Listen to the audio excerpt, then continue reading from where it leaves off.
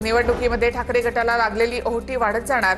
भाजपच्या केशव उपाध्यायांची ठाकरेंच्या शिवसेनेवर टीका, तर कट्टर शिवसैनिक हे एकनाथ शिंदे यांच्या सोबत आहेत, उपाध्ये यांचं वक्तव्य।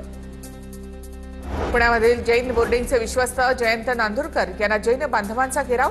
तुम्ही केलेल्या कामाबद्दल आम्ही एक वेळ सोडू, पण तुमचं कर्म तुम्हाला सोडणार नाही, जैन मुनींनी विश्वस्त नांदुरकर यांना फटकारलंय।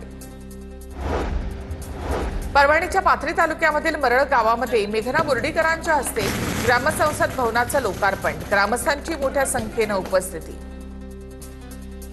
धाराशिवमध्ये जिल्हाधिकारी कार्यालयासमोर महिला कर्मचाऱ्यांचं उपोषण। गेल्या 2.5 वर्षापासून पगार मिळत नसल्यामुळे महिला आक्रमक। संत गाडगेबाबा माध्यमिक आश्रमशाळेमध्ये महिला परिचारिका म्हणून कार्यरत। गोंदिया नगर परिषदेच्या वॉर्ड रचनेला काँग्रेसचे माजी आमदार गोपालदास अग्रवाल यांच्या मुलाकडनं हायकोर्टामध्ये आव्हान, 2 याचिका दाखल, अनावश्यक मनमानी कृती केल्याचा आरोप।